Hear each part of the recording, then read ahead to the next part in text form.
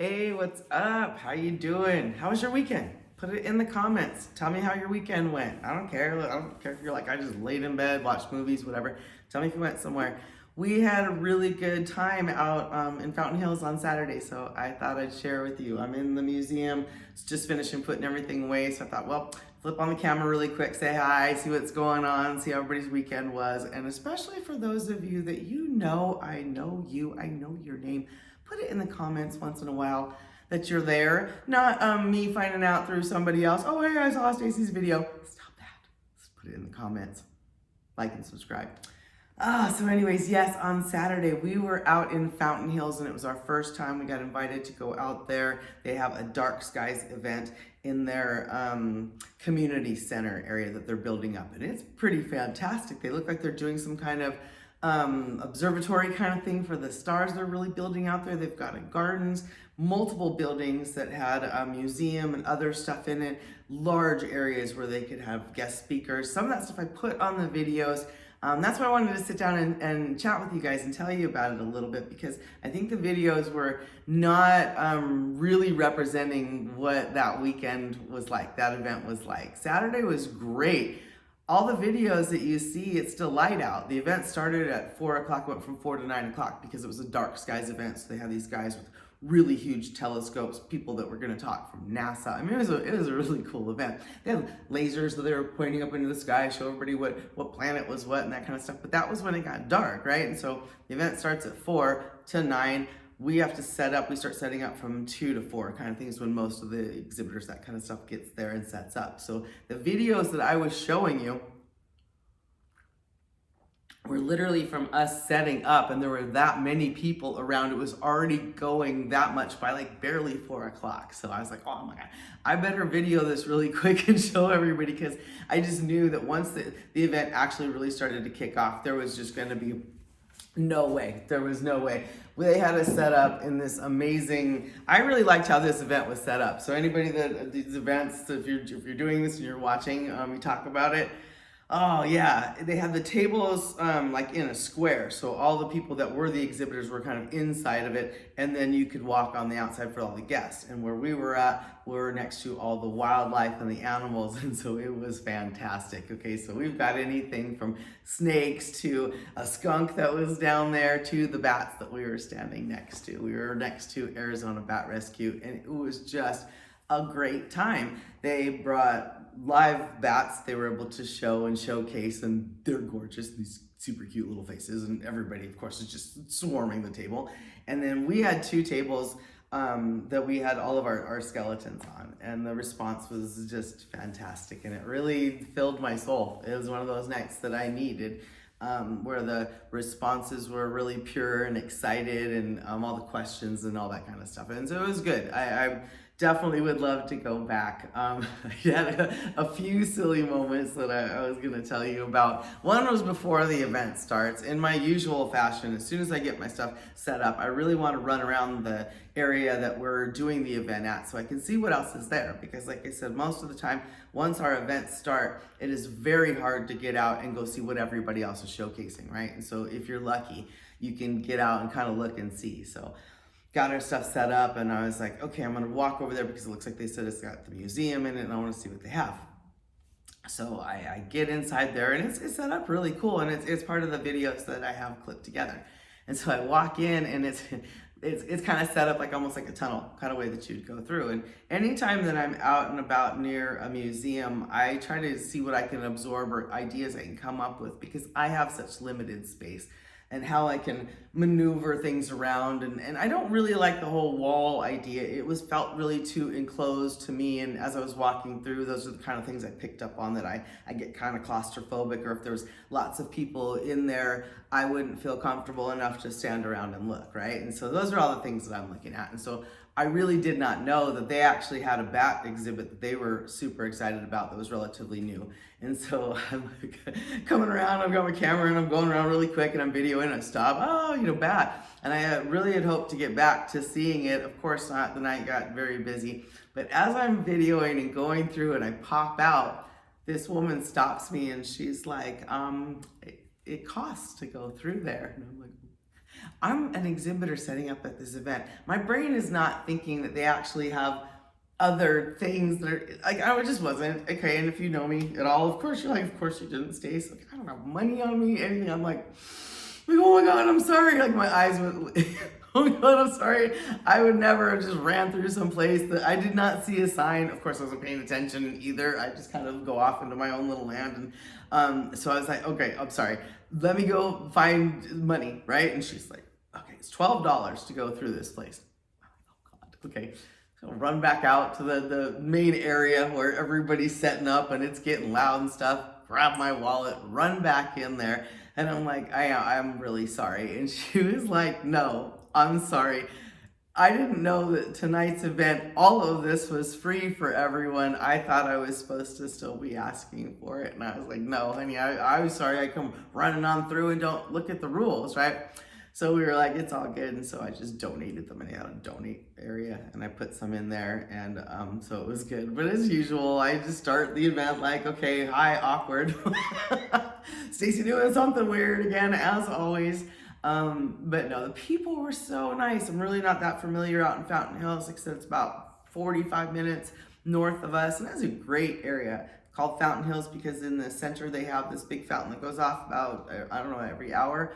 We didn't get to see that or video it for you because the wind was blowing really hard. And no, I guess the fountain, they don't bother to send water up in the air if huge winds are just gonna gust it on out. So it's dependent on the weather.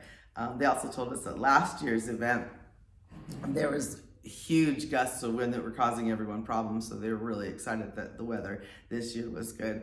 I've learned from being at a lot of these events and going out, and I was going to say, if you have any questions about setting up events, if you're going to be doing any kind of table at a large event outside and you want some advice, to shoot it in the comments for me. Absolutely, I will answer and tell you any of the tips that I've learned. But some of the things that I've learned when they tell you that your table is going to be outside, everything better be strong enough to withstand about a hurricane force wind.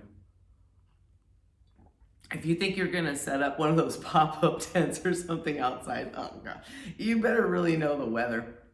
So now I've learned all that stuff. So everything that we had was, all of ours were in frames. So for me, it was the hardest thing is moving and transporting bat skeletons. The other fun thing that I enjoy being out, especially for that event, Hallie was standing right next to me. She's from Arizona Bat Rescue, and she could answer all the questions that I couldn't. A lot of people that we were meeting, this was the first time they had seen me and seen Desert Nature Alliance. They had no idea that I was even the one that was creating the skeletons or what I do. And so they immediately thought I was part of the bats or the bat rescue. So I was really having to tell people, no, I just make skeletons and I can't answer any of your questions. They were dying. I had people just laughing. I don't know anything about, I'm not a bat expert. Come on, I'm not a coyote expert. I'm not a javelina expert. I do the skeletons, you guys, and if you tested me on some of it, I don't even think I'd pass if I had to do all the names of the bones. No, I'm in some strange category if I make these amazing skeletons and then turn them into art that you can see and learn from. And so now I have my own kind of museum lane, and I had a great time talking to people.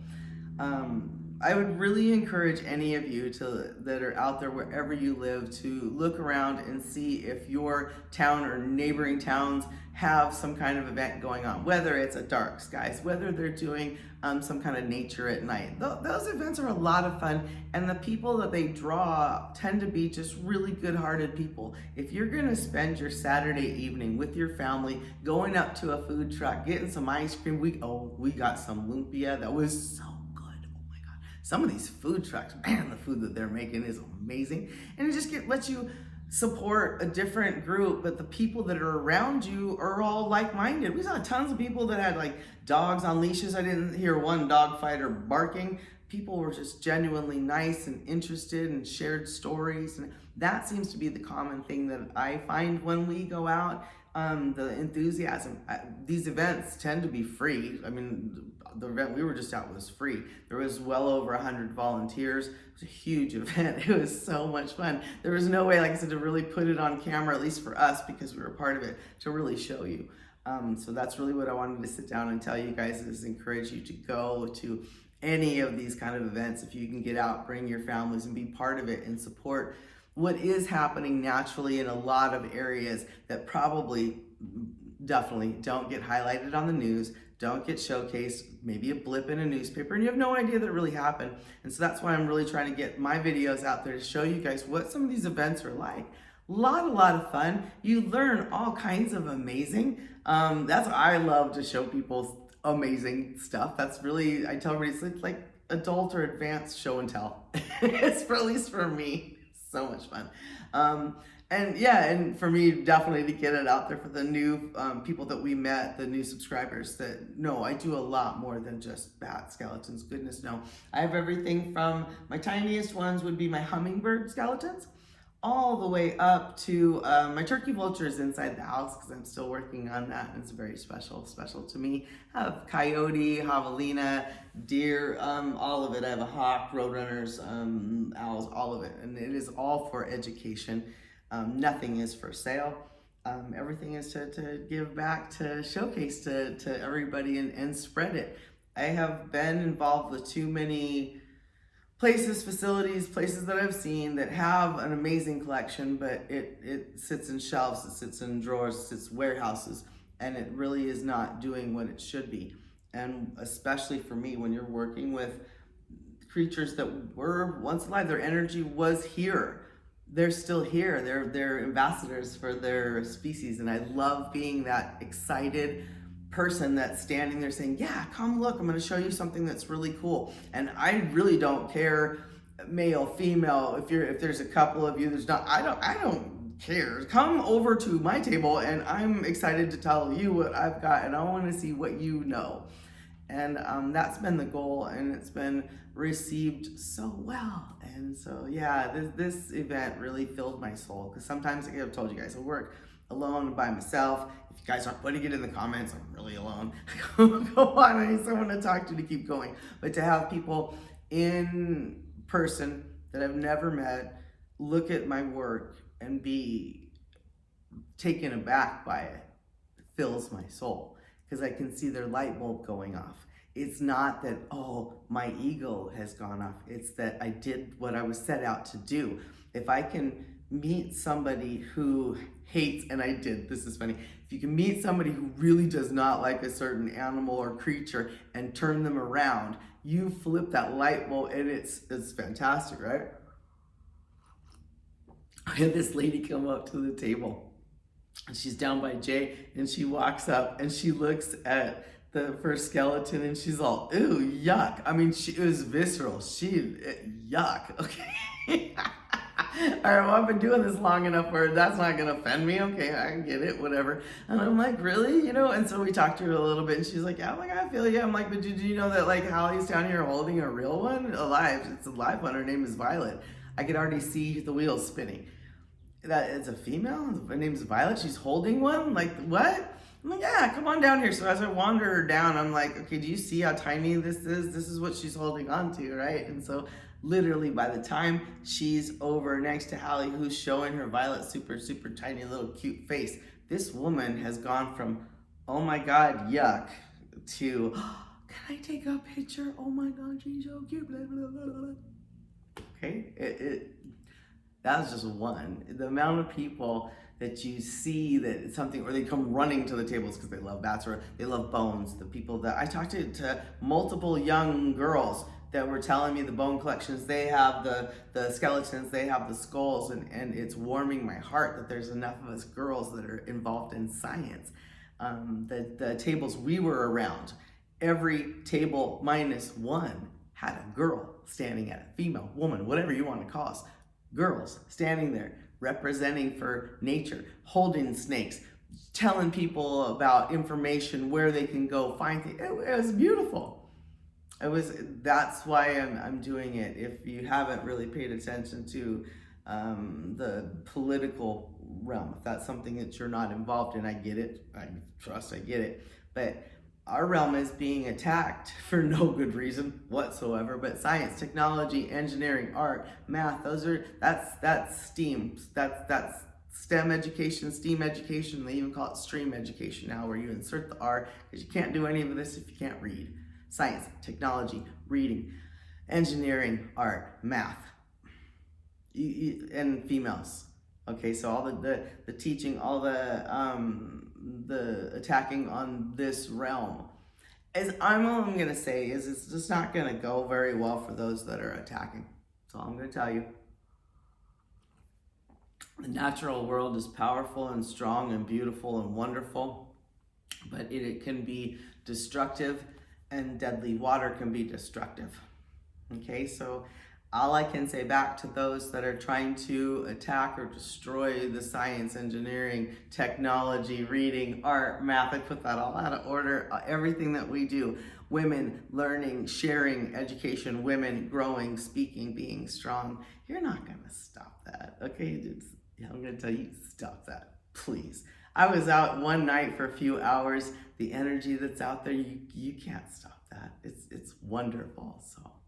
With that, I gotta go back to work, y'all. I know I got a little out there, but it was just really good. I hope your weekend was as good.